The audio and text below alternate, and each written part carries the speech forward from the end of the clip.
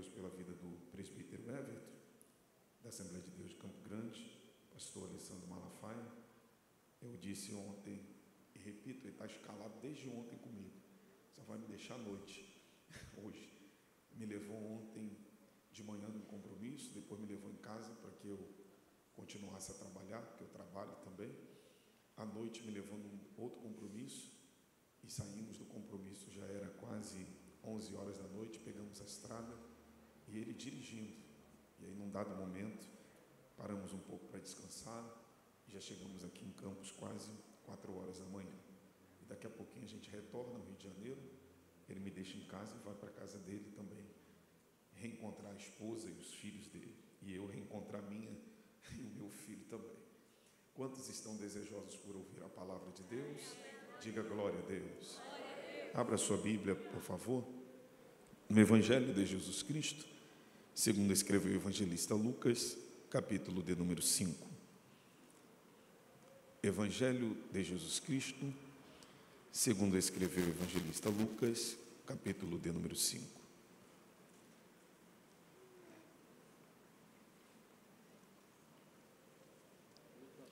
Faremos a leitura a partir do versículo de número 1.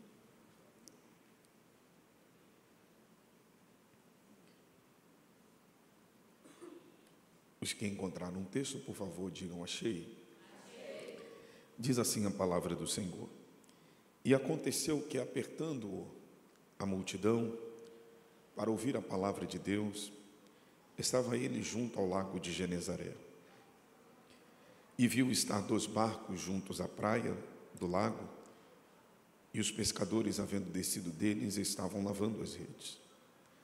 E entrando num dos barcos, que era o de Simão, pediu-lhe que o afastasse um pouco da terra, e assentando-se ensinava do barco a multidão. E quando acabou de falar, disse a Simão: faze-te ao mar alto, e lançai as vossas redes para pescar. E respondendo Simão, disse-lhe: Mestre, havendo trabalhado toda a noite, nada apanhamos, mas sobre a tua palavra lançarei a rede. E fazendo assim, colheram uma grande quantidade de peixes, e rompia-se-lhes a rede. E fizeram um sinal aos companheiros que estavam no outro barco, para que os fossem ajudar, e foram, e encheram ambos os barcos, de maneira tal que quase iam a pique. E vendo isso, Simão Pedro prostrou-se aos pés de Jesus, dizendo: Senhor, ausenta-te de mim, porque sou um homem pecador. Pois que o espanto se apoderara dele e de todos os que estavam, e de todos os que com ele estavam, por causa da pesca que haviam feito. E de igual modo também de Tiago e João, filhos de Zebedeu, que eram companheiros de Simão. E disse Jesus a Simão: não temas, de agora em diante serás pescador de homens. E levando os barcos para a terra, deixaram tudo e o seguiram. Quantos podem dizer amém pela palavra de Deus? Tome seu assento, por favor. Cadê o Juninho? O Juninho está onde? Cadê você, Juninho? Glória a Deus. O Juninho é lá da nossa igreja, da Cadesc, e está aqui cooperando com a igreja na parte da transmissão. Ele comanda aqueles equipamentos todinho lá da Cadesc. Se eu sentar lá, eu fico maluco em 1 minuto. Ele consegue conduzir tudo, tanto botão, é tanta coisa, tanta informação. Mas o Juninho é um jovem de Deus, um moço compromissado com Deus. O pai dele faz parte da diretoria da nossa igreja, é uma bênção para a nossa vida. Meus irmãos, o Evangelho de Jesus Cristo, segundo escreveu o evangelista Lucas, até por ele ser um historiador, foi um evangelho que não só apresenta Jesus como o homem perfeito, mas procurou apresentar a biografia desse homem perfeito, a saber, Jesus, de uma maneira bastante concatenada, bastante entrelaçada, sobretudo no que diz respeito às regiões geográficas nas quais Jesus Cristo desempenhou o seu ministério. Desse modo, podemos, por assim dizer, dividir o Evangelho de Jesus Cristo, segundo escreveu o evangelista Lucas, em pelo menos 7 partes, e é óbvio que eu não vou mencionar aqui as 7 partes, mas apenas lhes dizer que cada uma dessas partes são inerentes a um período, a um traço de tempo do ministério de Jesus, cujas ações predominantemente ocorreram numa determinada região. E o capítulo, ou parte do capítulo que lemos nesta manhã, se insere naquilo que diz respeito à 4ª parte do Evangelho de Jesus Cristo, segundo escreveu o evangelista Lucas, que inicia no capítulo de número 4, versículo de número 14, e se estende até o capítulo de número 9, versículo 53. Essa 4ª parte é inerente às ações do ministério de Jesus, que se deram sobretudo, não apenas, mas sobretudo, na região da Galileia. Aliás, foi na região da Galileia que Jesus iniciou o seu ministério. Antes mesmo de dar início ao seu ministério, Jesus Cristo esteve numa sinagoga na cidade de Nazaré, onde ele teve a oportunidade de fazer a leitura de um trecho do livro da lei, e na ocasião leu uma parte das Escrituras sumariada no livro do profeta Isaías. E ao terminar de ler tal parte, Jesus Cristo declarou que naquela ocasião cumpriu-se sobre ele estas Escrituras. E desde então Jesus Cristo deu início ao seu ministério na região da Galileia. Inclusive, foi expulso porque fez essa declaração que acabei de lhes informar ou relembrar. Após isso, Jesus Cristo sai da sinagoga e, ao sair da sinagoga, ele foi um instrumento poderoso para libertar um homem que estava endemoniado e, consequentemente, foi à casa da sogra de Pedro, que estava com febre, talvez próximo à morte, e cura a sogra de Pedro.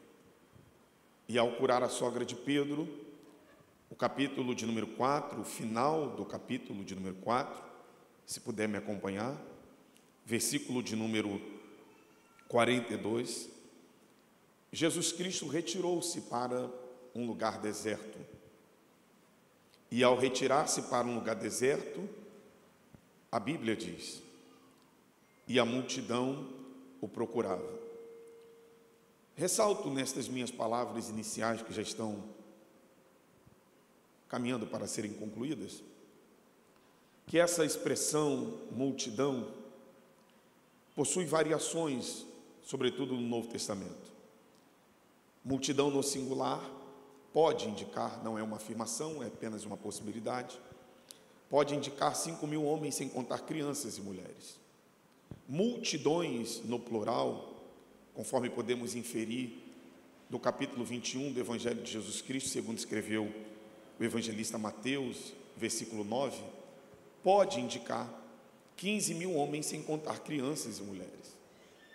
A expressão multidões e multidões, repetida 2 vezes, ligada pela conjunção e, ou muito milhares de pessoas, ou ainda miríade de multidões, conforme registrado no próprio Evangelho de Jesus Cristo, segundo escreveu o evangelista Lucas, no capítulo 12, versículo 1, pode indicar 25.000 homens, sem contar crianças e mulheres. Isso é apenas uma informação a título de curiosidade, em nada acrescenta na interpretação do texto. O fato é que a multidão procurava a sua pessoa. É um pouquinho distinto do que lemos no versículo de número 1. E a multidão o apertava para ouvir a palavra. Não seria ousado em afirmar que é a mesma multidão. Se for, também não há nenhum problema, e se não for, também não muda nada. Mas o fato é que a multidão tanto o procurava, quanto o apertava para ouvir a palavra. Rotineiramente, até por ser não só pregador, mas por ser ensinador também da palavra de Deus, por isso que eu tenho essa fala bem mais pausada em muitos momentos da mensagem, a gente costuma estigmatizar a multidão. Construímos até mensagens consubstanciadas na multidão e afirmamos, tematizamos e dizemos ao povo: quem vocês são? Discípulos ou multidão? É ou não é verdade? Porque a gente constrói a ideia de que a multidão neotestamentária normalmente não procurava nem Jesus e nem tampouco queria ouvir a sua palavra. A gente afirma que a multidão queria o quê? Pães, peixes e milagres. A bem da verdade, a gente acaba dogmatizando, doutrinando a expressão multidão a partir de alguns eventos que ocorrem no Novo Testamento, sobretudo registrado no capítulo de número 6 do Evangelho de Jesus Cristo, segundo escreveu o evangelista João, quando Jesus Cristo endureceu o seu discurso e a multidão foi deixando o ambiente no qual Jesus Cristo discursava e ficaram apenas os discípulos, e Jesus Cristo questionou aos discípulos, dizendo: não desejais vós retirar-se também? Pedro, tomando a palavra, disse: para quem iremos nós, se só tu tens as palavras de vida eterna? Aquela multidão queria apenas o pão, o peixe, o milagre. Mas repito, não dá para criar doutrina bíblica em cima da expressão multidão, porque esta aqui, ou aqui está registrada, tanto no capítulo 4, pelo menos ao final do capítulo 4, quanto no início do capítulo de número 5, ela não queria nem pão, ela não queria nem peixe, e nem tampouco milagre. A multidão procura Jesus no deserto e depois aperta Jesus para ouvir a palavra. Eu sei, e é óbvio que eu sei, há mais de 20 anos pregando, eu sei que há uma multidão que frequenta nossos cultos, nossas programações, que não está nem tão pouco ou minimamente preocupada nem com a pessoa de Jesus e nem tão pouco com a palavra. Tem gente que vem para arrumar uma namorada, tem gente que vem para cochilar no ombro da amiga, tem gente que vem para navegar na internet, tem gente que vem para tirar foto do sapato, tem gente que vem para rever um amigo, tem gente que vem para rever uma amiga, tem gente que não vem para ouvir a palavra, tem gente que vem para ver o pregador predileto ou a cantora predileta. Mas ainda há uma multidão que entende que precisa buscar a pessoa de Jesus. Eu quero crer que você não acordou cedo para me ver, aleluia, porque daqui a pouco eu vou embora. Eu espero que você tenha levantado cedo, depois de uma semana de trabalho e de faculdade, para se encontrar, para buscar, para adorar, para se encher da presença daquele que está vivo e reina para todo sempre. Eu tenho uma palavra a entregar a essa igreja nesta manhã.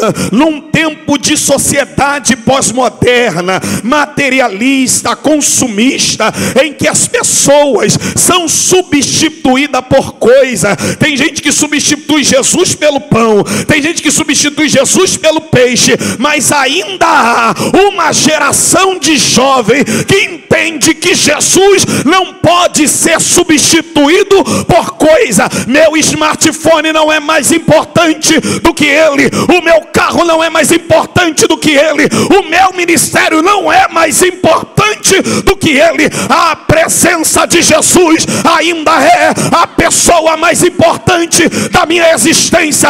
Eu vim por causa dele, eu cheguei aqui por meio da graça dele, e já que estou aqui, adore a ele, entregue a ele o seu louvor. Aleluia. Nós precisamos, irmãos, recentralizar Jesus na nossa vida. O tema da conferência que começará no próximo final de semana declara: Cristo em mim. Mas que Cristo é esse em mim que não é a minha prioridade, inclusive no culto? Que Cristo é esse em mim que não é a minha prioridade na minha vida? Tem-se tempo para namorar, empreende-se tempo para conversar no WhatsApp, mas não se gasta tempo na presença de Jesus. Mesmo assim a gente canta por Ele que estou gastando a minha vida. Aleluia. Quando a gente não está disposto nem a largar o barco, mas a gente canta por Ele, eu estou disposto a largar tudo. Tudo o quê? Se você não consegue concentrar sua atenção nem no culto, o que você larga por Ele? Se você não consegue largar nem esse namoradinho teu que nem crente é, o que você consegue largar? Se você não consegue nem mudar a tua vestimenta curta, o que você consegue largar? Se você não consegue mudar nem o teu linguajar mundano que não se alinha à palavra de Deus, o que você consegue largar? Eu vim daqui nesta manhã do Rio de Janeiro para declarar: quando Jesus for prioridade na nossa existência, a nossa linguagem muda, nosso comportamento muda, nossa vestimenta muda, nossa postura muda. E nessa manhã eu declaro: Ele vai mudar você, vai mudar a tua caminhada. Aleluia.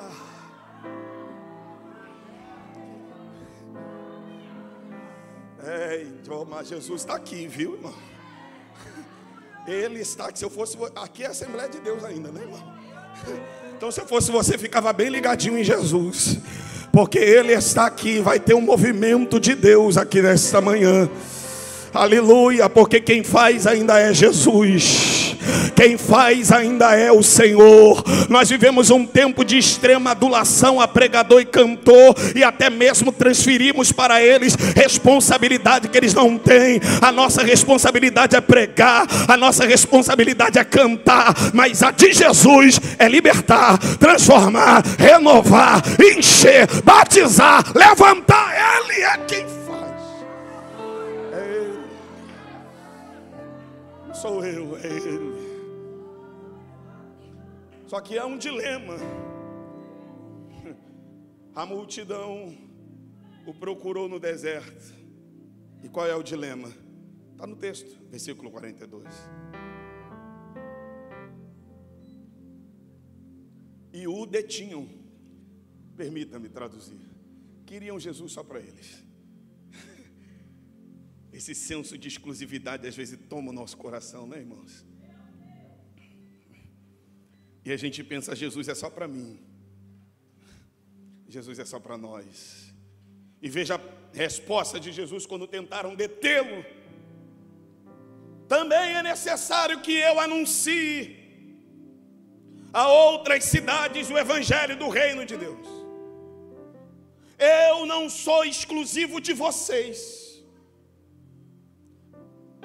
Aliás, enquanto eles queriam alimentar um sentimento de exclusivismo, Jesus esvaziou o sentimento de exclusivismo deles, dizendo: eu não vim só para vocês. Porque Jesus não satisfaz sentimento de exclusivismo que permeia corações de pessoas que querem ter o monopólio teológico, espiritual e até ministerial, julgando que a presença de Jesus é somente delas e não mais de ninguém. Razão pela qual as manifestações de Jesus na concepção dessas pessoas que têm sentimento de exclusividade é achar que Deus só usa elas. Aleluia. É achar que o culto só funciona com o microfone na mão delas. É achar que a regência só vai prosperar se elas estiverem à frente. É achar que o louvor só vai subir se ela solar. Abaixa a tua bola, porque aqui ninguém é exclusivo. A obra é de Deus, o reino também é de Deus. Ele usa quem Ele quer, na hora que Ele quer, do jeito que Ele quer. E se eu não chegasse aqui nessa manhã, pastor George pregaria, missionário missionária Thaís pregaria, e Deus usaria qualquer um dos senhores e das senhoras, jovens e adolescentes que estão aqui, porque nós não somos exclusivos, nós somos únicos. Exclusivo não, a obra é dele. Ele usa criança, ele usa adolescente, ele usa jovem, ele usa ancião. Ele vai te levantar.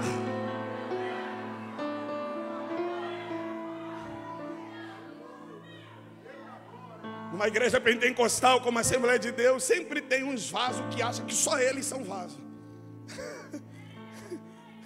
Às vezes o espírito da arrogância, pastor Jorge, toma alguns pregadores que eles pensam que descobriram a pólvora. Só eu conheço, só eu sei. Essa interpretação só Deus me deu. Para de bobeira. Aleluia, antes de você a igreja já existia há 2000 anos. O que você pensa que está inovando, Deus já estava fazendo na vida de tantas outras pessoas. Como pedagogo também que sou, às vezes eu vejo no campo da pedagogia alguém achar que descobriu um método de educacional, um método de ensino, algum recurso instrucional, quando Jesus no seu tempo já utilizava projetor multimídia, telão de LED, de outra maneira, dizendo: olhai para as aves do campo, olhai para os lírios. É ele utilizando imagem para poder ensinar verdades espirituais. Nada é novo, exclusivo aqui é só ele. O primeiro lugar é dele, quem opera é ele, a honra é dele, a glória é dele, o louvor é dele, a mensagem vem dele, exclusivo é ele. Adora o Pai, exalta o Filho, bendiga o Espírito.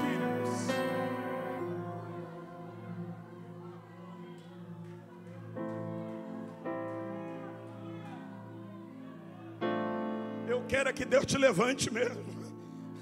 Eu quero que Deus te use mesmo.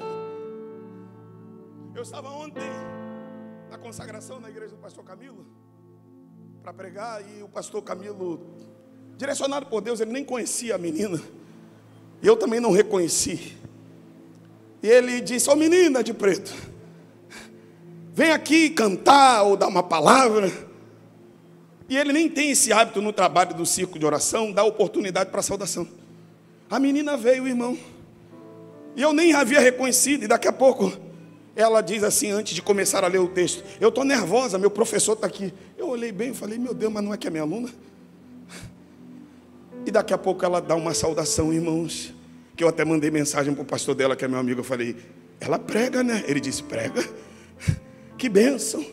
Eu podia ficar satisfeito naquela manhã de ontem, de nem precisar pregar, de tão edificado que eu fui.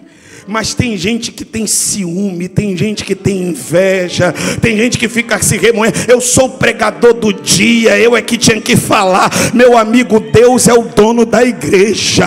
Quando Deus quer falar, quem é que vai calar a boca dele?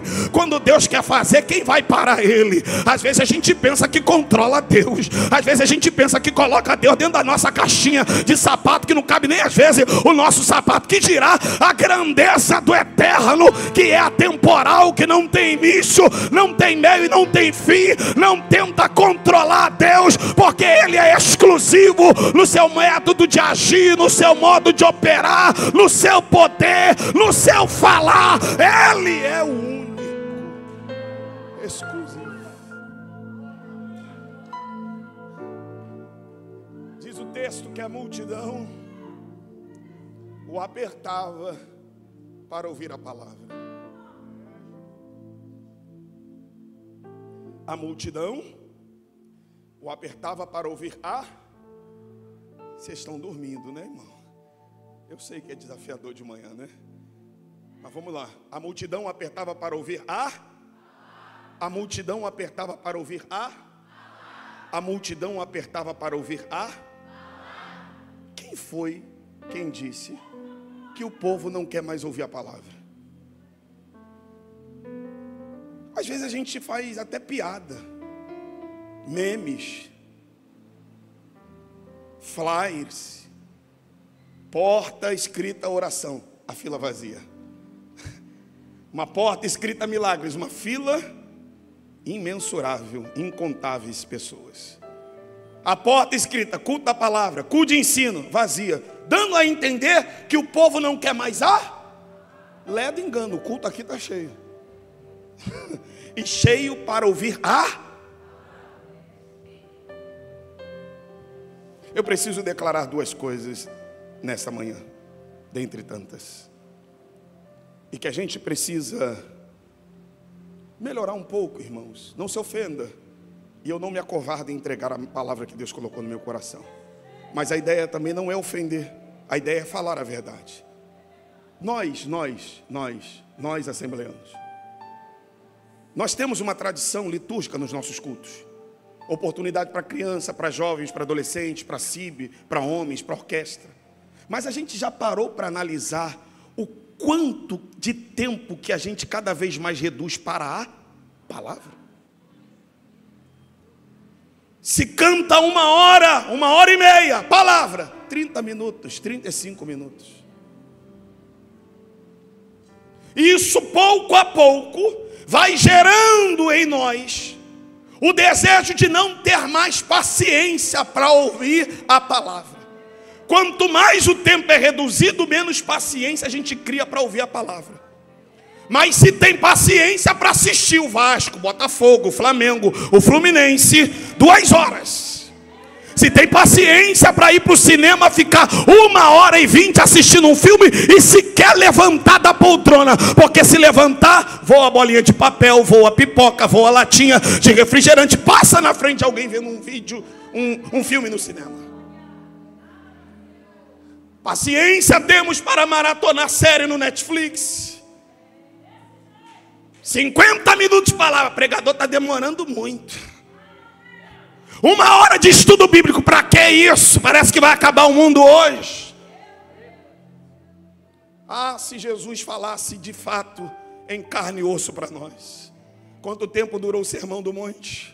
Quanto tempo durou a pregação de Paulo em Troa de Eutico, que sentou no lugar onde não deveria sentar, até caiu da janela. A pregação começou no início da noite, depois se estendeu até o raiar da manhã. E às vezes a gente quer controlar demasiadamente a voz de Deus. E aqui eu não estou fazendo apologia ao não horário do culto, não é isso. O que eu estou dizendo é que cada vez mais a gente reduz o tempo da palavra. E o que fortalece crente não é tantã, não é pandeiro, não é tamborim, não é corinho de fogo. Às vezes a gente pula porque um cantor cantou, mas a palavra não teve tempo de penetrar no âmago da nossa alma e confrontar o nosso caráter. Eu vim aqui nessa manhã declarar-lhes uma palavra da parte de Deus. Coloque a Bíblia como prioridade na tua vida, coloque a Bíblia como prioridade na tua existência, coloque a Bíblia como prioridade no culto. Se o culto dura 2 horas, a minha sugestão e não imposição é, pelo menos dedique 50 minutos, 1 hora para o povo ouvir a palavra. É a palavra que renova, é a palavra que transforma, é a palavra que liberta, é a palavra que levanta,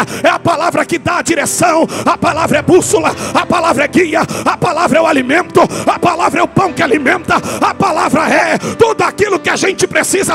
Eu declaro nesta manhã, mas Bíblia, se encha de Bíblia, porque Deus vai levantar uma geração de jovens que amam.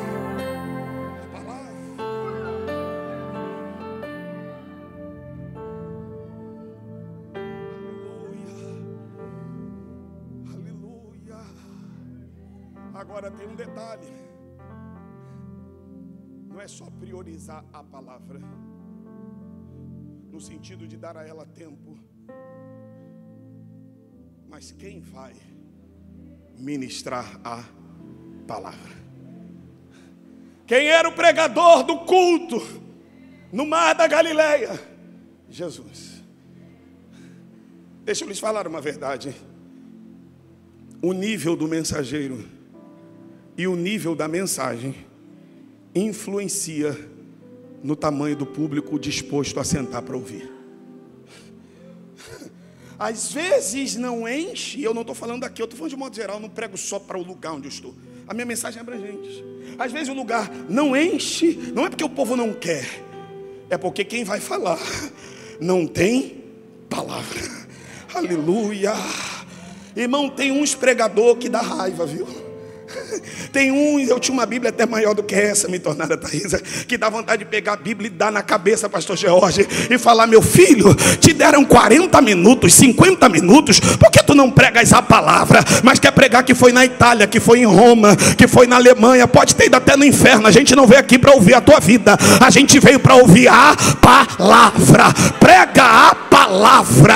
Ei, jovens pregadores, preguem a palavra. Eu sou professor de teologia, mas aqui não é lugar para falar de Bultmann. Prega a palavra. Aqui não é lugar para falar de Calvino. Prega a palavra. Aqui não é lugar para falar de Armínio. Prega a palavra. Pastor, púlpito não é lugar de teologia, mas não de teologia acadêmica. Prega, assim diz a Bíblia, assim disse Paulo, assim disse Jesus. O nível da mensagem do pregador ainda é relevante.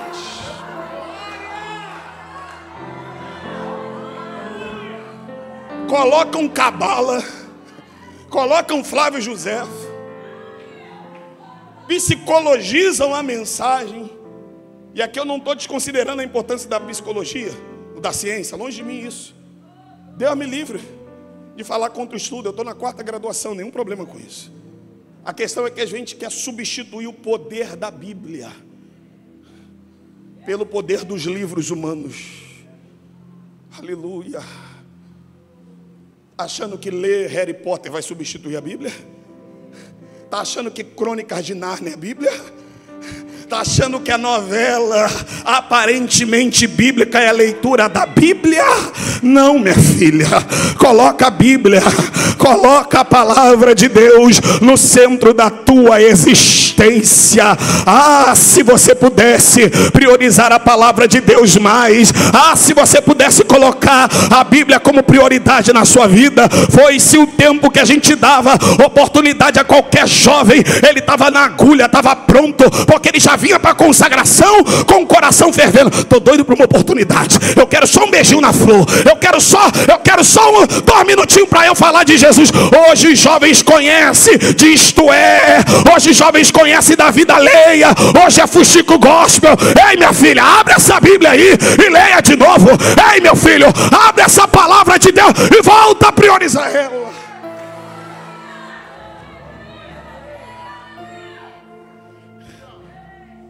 A multidão apertava para ouvir a palavra de Deus, junto ao lago de Genezaré. Junto ao lago?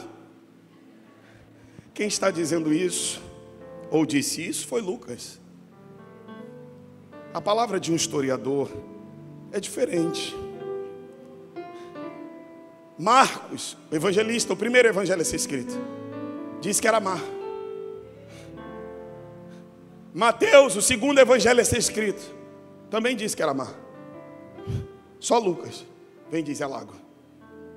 Tecnicamente não era um mar, era um lago, com aproximadamente 12 quilômetros de largura, 27 quilômetros de comprimento, nas partes mais rasas de 4 a 5 metros de profundidade, na parte mais profunda de 45 a 50 metros de profundidade. Conhecido pelo menos por 4 nomes: Lago de Quinerite, Lago de Genezaré, Mar da Galileia, Mar de Tiberíades.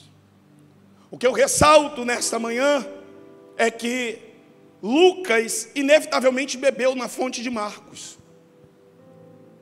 Logo, ele poderia ter reproduzido exatamente o que Marcos disse: mar. Mas ele não é uma reprodução exata do que os outros que vieram antes dele disseram. Ele mantém a sua personalidade e diz: é lago.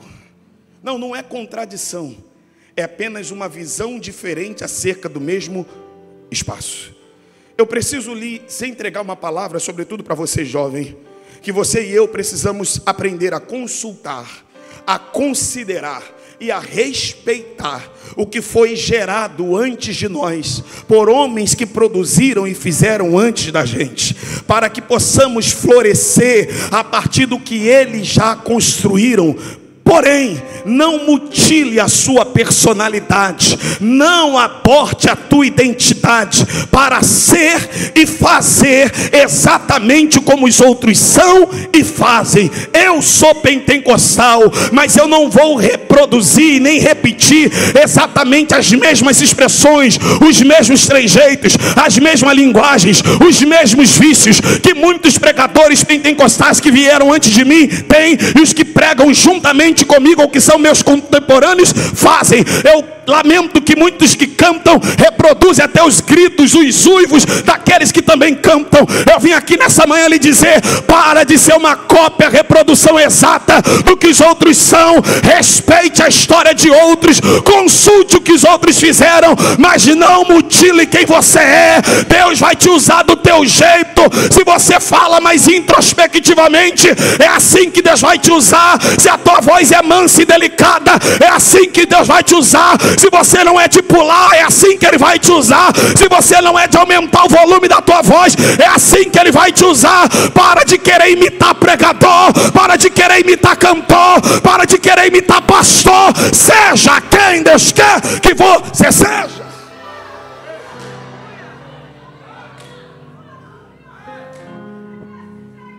É comum no início da nossa caminhada a gente às vezes imitar alguém. É ou não é verdade, a senhora que canta? Se inspirar em alguém é normal. Mas viver reproduzindo exatamente o que o outro é, o que o outro faz, é mutilar quem Deus quer que você seja. E às vezes na Assembleia de Deus a gente tem esse hábito, essa tendência. Às vezes nós, pregadores pentecostais, às vezes a gente até agride as pessoas por elas não reagirem conforme as expectativas que a gente tem no transcurso da ministração da mensagem. Se a pessoa não pula, não salta, não dá glória, você veio para cá para ficar com cara de delegado. Meu amigo, quem disse para você que adoração é só grito?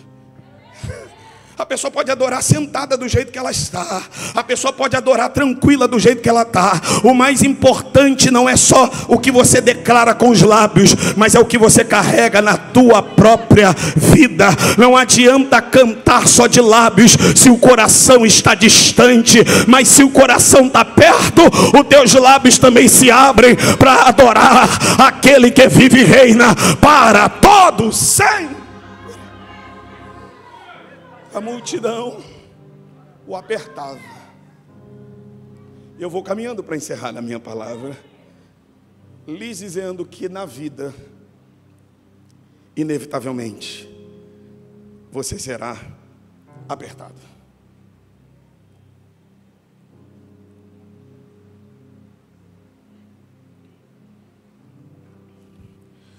A multidão apertava para ouvir a palavra. Irmão, Jesus foi o maior e melhor ensinador que já existiu. Um bom ensinador não está preocupado em concluir conteúdo. Se eu fosse concluir essa mensagem aqui, sem nenhuma vaidade, eu falaria aqui 2 horas e provavelmente não concluiria, até mais. E eu não estou dizendo que o tempo para pregar é pouco, não. É porque o conteúdo bíblico é profundo, extenso, inesgotável. Então o mais importante não é concluir conteúdos. O mais importante é fazer com que os nossos alunos ou ouvintes aprendam o que a gente está dizendo. À medida em que Jesus era apertado pela multidão, conhecendo a geografia do local, que estava dentro de um vale, o mar da Galileia, o lago de Genezaré, está dentro de um vale cercado por montes. Jesus então se afasta da multidão, para que, à medida em que o vento soprasse dentro do vale, o vento pudesse servir de amplificador do volume da sua voz, de modo que, estando apertado, poucos lhe ouviriam, mas se afastando e permitindo o vento amplificar o volume da voz, todos lhe ouviriam, compreenderiam a sua palavra, aprenderiam o seu ensinamento e mudariam de vida. À medida em que pressionam a Jesus, é como se Jesus estivesse dizendo: pastor Jorge, eu não vou aceitar falar pressionado. Eu não vou permitir que vocês pressionem a mim. E nós vivemos numa sociedade e aqui eu saio um pouco da literalidade do texto, para lhes dizer que somos pressionados diuturnamente. E se a gente não vigiar, a gente cede à pressão da sociedade para atender aos desejos que ela tenta impor a nós. Nós vivemos numa sociedade, de acordo com filósofos, sociólogos, Jeremy Bentham, Gilles Deleuze, Michel Foucault, uma sociedade de controle. Nós somos controlados continuamente. Para quê? Para reproduzirmos um espectro social determinado pelo modus vivendi desse contexto pós-moderno, que tenta impor a nós: a moda agora é calça rasgada, usa calça rasgada. A moda agora é isso, usa isso. A moda agora é aquilo, faça aquilo. De tal modo que entre nós, óbvio que eu estou generalizando, tornou-se piada ser virgem.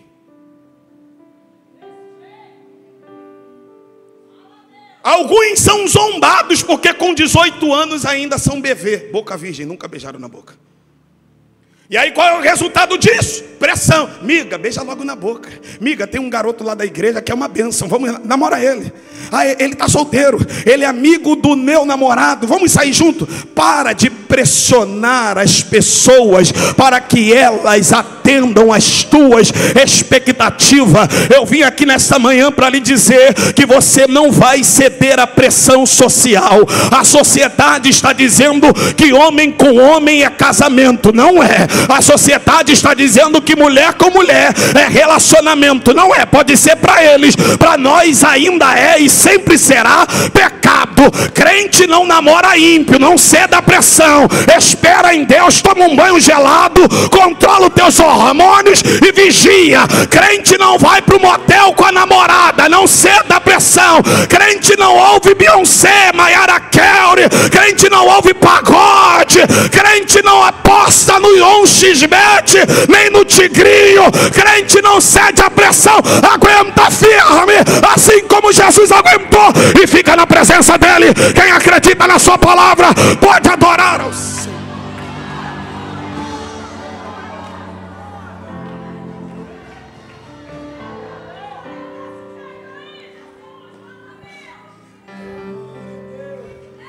Ô irmão, quem tem mais de 40, que é o meu caso, cresceu ouvindo papai e mamãe dizendo: você não é todo mundo não. É que todo mundo está fazendo, mas você não é todo mundo. Mas agora a gente está na vibe do todo mundo lá fora faz, vamos fazer aqui dentro também. Não. Eu não vou ceder à pressão. Tentam ideologizar a gente ao progressismo, eu não vou ceder à pressão. Tentam acabar com a nossa identidade pentecostal, zombando dos dons, eu não vou ceder à pressão. Tentam esfriar a juventude, dizendo que eles não querem mais poder de Deus, eu não vou ceder à pressão. O que eu vou fazer? Vou dar uns passos para trás e vou sair de quem me pressiona e ser usado para mudar aqueles que estão tentando me pressionar. Se alguém achou que com pressão ia te mudar, eu vim aqui nessa manhã lhe dizer: o efeito será contrário. É você quem será usado para mudar a multidão que tenta te pressionar. Encerro aqui lhes dizendo que Jesus Cristo, a despeito de não ter cedido à pressão, os discípulos haviam trabalhado a noite toda, não pescaram nada. Pasmem, no lago mais piscoso do mundo da época. Sim, o lago de Genezaré, de acordo com o saudoso pastor batista Ernesto Oganini, no seu livro Geografia das Terras Bíblicas e Santas, era o lago mais piscoso do mundo da época. Pelo menos 27 espécies diferentes de peixes havia naquele lago. E pasmem, trabalharam a noite toda e nada apanharam. Redobre a sua atenção e eu concluo. Deus sabe como achar a gente. Deus sabe. Deus sabe. Deus sabe tocar nos nossos peixes. Não dá agora. Tá bom. Não, eu estou no último período da graduação. Tudo bem. Eu estou na pós. Beleza. É que eu estou noiva, estou me preparando para casar, estou preparando meu enxoval. Agora não, Senhor, tá bom, eu vou te achar. Não, deixa eu ficar quietinho aqui no meu canto, eu vou te encontrar. Não, deixa para o ano de 2027. Esse ano não, missionária Thaís, não vai dar para ajudar, não vai dar para colaborar. Esse ano é meu último ano na coordenação. Deus vai te achar. Aleluia, glória ao nome de Jesus. E como que Deus acha? Ele desce, aí não está no texto, viu? Ele desce na terra e dá uma ordem aos peixes. Peixes! Há uma ordem. Sim, senhor, pode falar. E o senhor que nos criou. Está proibido entrar na rede de Tiago, de João, de André e de Pedro. É verdade? É. Que é isso, pastor? Sim. Deus controla também os animais. Lembra da jumenta que ele usou para falar com Balaão? Lembra da pomba que foi e trouxe a notícia para Noé, para dizer que as águas do dilúvio diminuíram?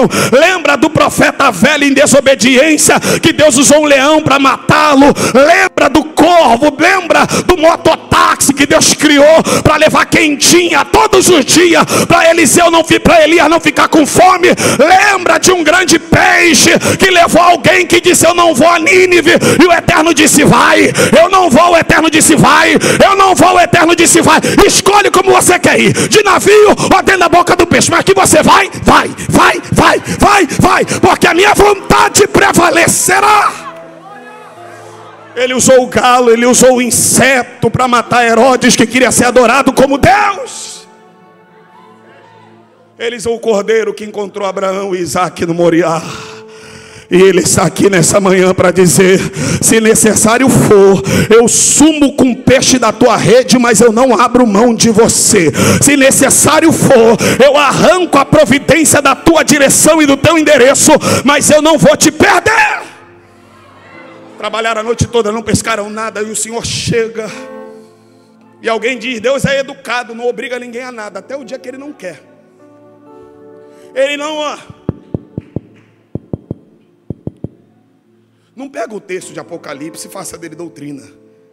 Aquele texto é para a igreja de Laodiceia, que colocou Jesus para fora por conta do ouro e da prata. Nem sempre Jesus bate na porta e pergunta se a gente quer deixar ele entrar. E eu não estou falando de salvação. Ele não bateu no barco de Pedro e perguntou, tocando no ombro: você pode me emprestar o teu barco aí? Dá para você ceder um pouquinho só? Está no texto. E escolhendo um dos barcos. E não questione se ele não escolheu o teu. Eu não estou falando de salvação. E não há nenhuma meritocracia em ele te escolher e me escolher. É graça. Que aqui ninguém merece nada a não ser o inferno. Ele escolhe, não pergunta se quer e entra. Porque se ele perguntasse se a gente quer... se ele me perguntasse, eu diria: não vai rolar não, viu? Mas não, que eu estou envolvido num outro negócio aí. Nada não. Meu desejo era ser médico, meu negócio era ser empresário, eu era dono de escola. Não vai não, João. Ele entra sem pedir licença. A gente dá desculpa. Qual é a desculpa que a gente dá? Dos nossos defeitos. Ele entrou no barco de Moisés e Moisés disse: eu não sei falar. Moisés, fica tranquilo, eu já falei com Arão, é ele que vai falar na tua boca. Ele entrou no barco de Isaías, e Isaías disse: a minha boca está impura, meus lábios estão impuros. O problema é impureza, Isaías. Aqui não falta brasa para purificar você. Ele entrou no barco de Jeremias, e Jeremias disse: eu ainda sou uma criança. E ele disse: eu te conheci desde o ventre da sua mamãe. Fica em paz, porque eu não erro aqueles a quem eu escolho. Ele entrou dentro do teu barco, não está levando em consideração as tuas noites frustradas. Eu acabei de sair de uma frustração sentimental, eu acabei de ser reprovado em um concurso público, eu acabei de não conseguir êxito no Enem, eu acabei de não conseguir avançar no meu projeto de mestrado, ou melhor, na minha tese de doutorado. O Senhor me trouxe aqui para lhe dizer que as tuas frustrações serão apenas oportunidade para Ele chegar na tua existência e fazer o que Ele tem para fazer. E quando Ele entrar, a ordem dele e vai ficando de pé para a gente adorar ao Senhor. Por favor.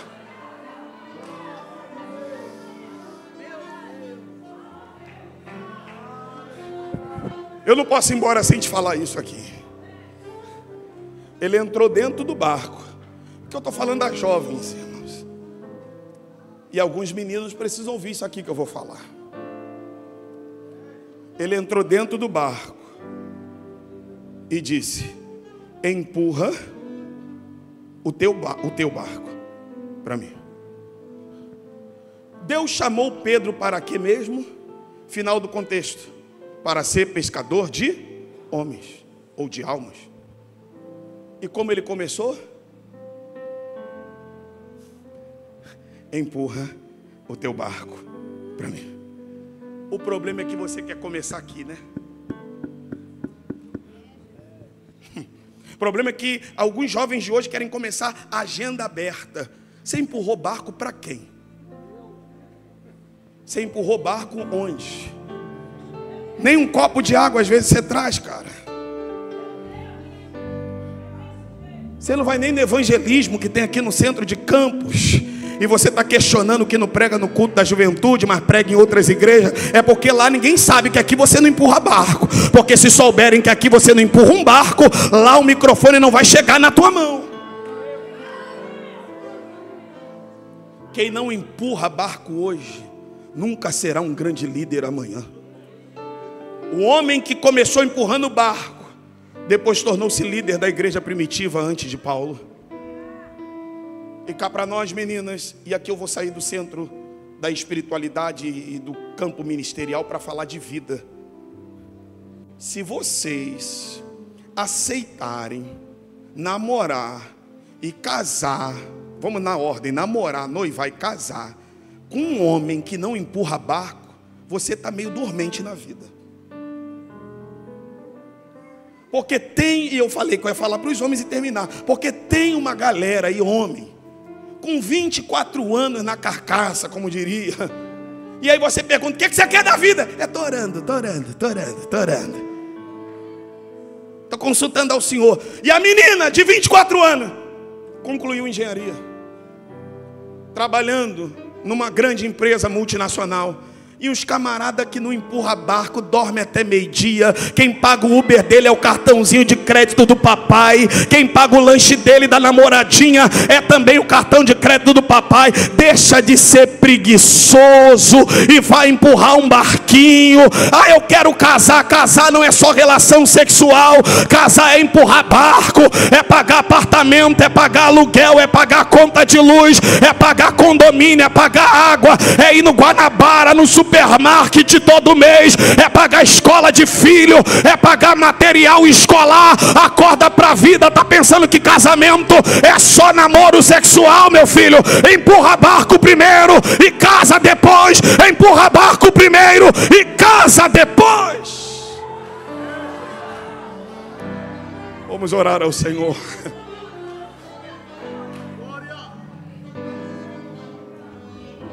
Aqui eu acho que não tem, mas lá no Rio, meu amigo, BRT lotado, trem lotado, ônibus lotado, e as irmãs, as mulheres, tudo trabalhando, e o outro querendo ganhar a vida com aposta. A Bíblia cala: do suor do teu rosto comerás. Trabalho.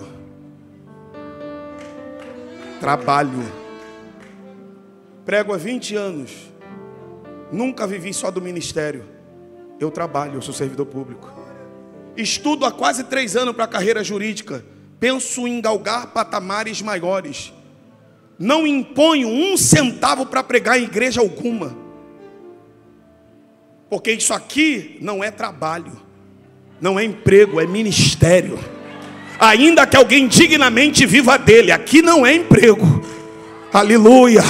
Tem gente com 20 anos largando estudo para cobrar, para pregar, para cantar, porque descobriram que cobrar está dando mais dinheiro do que trabalhar. Isso na verdade é um Zé preguiçoso. Mas Deus em Campos vai levantar uma geração de jovens, de adolescentes que sabem a dignidade do trabalho. Eu creio que se Deus te chamar para viver só para o ministério, não te detenhas, larga o barco, larga a rede e vai. Mas se a ordem ainda não chegou, vai lavando a rede, vai empurrando o barco, vai caindo para lá dentro do mar da Galileia, vai sustentando a tua família, vai cuidando da tua casa, vai comprando um enxoval. Honra essa moça que você vai trazer no altar, e Deus vai te abençoar, e Deus vai fazer com que a tua família seja próspera, seja abençoada, que Cristo seja o Senhor da tua casa. Por obséquio, suponho que talvez não. Há entre nós alguém afastado dos caminhos do Senhor, alguém que não é cristão. Os milagres que Jesus faz sempre caminham na direção da salvação. Ele proporcionou a pesca maravilhosa, e qual foi o resultado? Pedro reconheceu quem ele era, pecador, e reconheceu quem Jesus era, Senhor, e acrescento eu, também Salvador. E quanto mais a gente reconhece quem somos, pecador, mais a gente conclui o quão indignos somos de estarmos na presença dele. Por isso Pedro disse: afasta-te de mim. Aleluia. Se você se encontra nesse estado de pecado, não só de estado, mas também de escravidão de pecado, eu quero lhe dizer que Jesus Cristo pode e quer te libertar. Se há entre nós alguém afastado dos caminhos do Senhor, ou que não é cristão, mas veio aqui entre nós, o Senhor quer salvar você. Há entre nós alguém? Se houver, levante uma das suas mãos, que nós iremos orar por você. Há entre nós, provavelmente não é uma consagração, da maioria são jovens cristãos. Você pode dar a mão a quem está ao seu lado. Se for menina, menina com menina. Se for homem, homem com homem. Eu quero orar por você. Aliás, vamos fazer melhor. Escolha alguém de 2 em 2 e vamos orar. Aleluia, glória ao nome de Jesus. Isso, de 2 em 2, escolha alguém. Se não tiver 2 ao seu lado, ou melhor, mais um ao seu lado para fazer a dupla, você escolhe uma outra pessoa que esteja só. Mas vamos orar ao Senhor. É desafiador nesse mundo de hoje a gente não ceder à pressão. É difícil a gente colocar Cristo no centro da nossa vida. Eu quero crer que essa consagração vai gerar um avivamento no seu coração. Aleluia. Eu quero crer que você vai sair daqui mais cheio, mais cheia. Eu quero crer que você vai sair daqui mais renovado, mais renovada. Não pela emoção da mensagem, do fundo musical, mas pelo poder do Espírito e pelo poder da palavra. Não pelo poder do pregador, mas pelo poder do Evangelho. Aleluia. Eu sei que você está sob pressão na faculdade, sob pressão no trabalho. Eu sei que a nossa carne grita. Aqui não há ninguém habitolado que vive em outro patamar de vida, não. Eu sei que quando a gente namora, o hormônio grita. A gente ama a namorada, a gente ama o namorado. A carne às vezes quer ceder a pressão que ela exerce sobre nós, mas hoje vai vir o escape de Deus para você. Hoje o Espírito do Senhor te dará livramento. Hoje o Espírito do Senhor vai pegar na tua mão e vai dizer: eu estou te dando graça para você fugir dessa pressão. Eu estou te dando graça para você vencer. Eu estou te dando graça para você entender a minha vontade. Abre a sua boca e clama. Abre a sua boca e ora. Abre a sua boca e fala com Deus. Enquanto a igreja ora, Deus renova. Enquanto a igreja ora, Deus enche. Enquanto a igreja ora, Deus aviva. Haverá um tempo de avivamento para uma de Campos. Haverá um tempo de levantar de Deus, de jovens que não vivem no pecado, de jovens que rejeitam o pecado, de jovens que declaram na sociedade o senhorio de Cristo, jovens que querem viver puramente, jovens que querem andar com Jesus.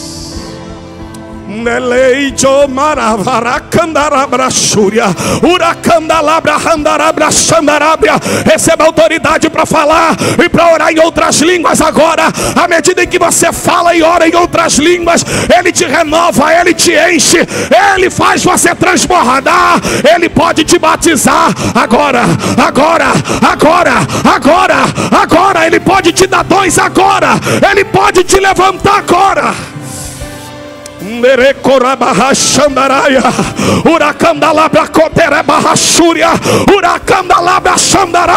Ora por essa amiga, ora por esse amigo, ora por essa irmã. Nosso Deus e nosso Pai, engrandecido, Senhor, seja o teu nome. Tu estás aqui entre nós e sentimos a tua presença. Tu tem falado conosco por meio da tua palavra. E nós queremos pedir ao Senhor, ajuda-nos, ó Pai, para que haja em nosso coração o desejo por buscar a tua presença. Nós viemos aqui por causa dela, estamos aqui por meio dela. Queremos sair daqui inundados da tua presença, mas também queremos sair daqui priorizando a tua palavra. Queremos sair daqui não cedendo às pressões sociais, às pressões mundanas, às pressões da carne, às pressões exercidas pelo adversário da nossa alma. Eu te peço nesta hora, livra da escape, ó Senhor, faça com que esse jovem não caia no laço do passarinheiro. Livra ele dos dardos, livra ele das setas, livra ele na faculdade, no trabalho, no curso, no namoro, onde quer que a planta dos pés deles pisem, que eles sejam livrados pela tua mão, que eles sejam guardados debaixo do teu sangue e debaixo das tuas asas.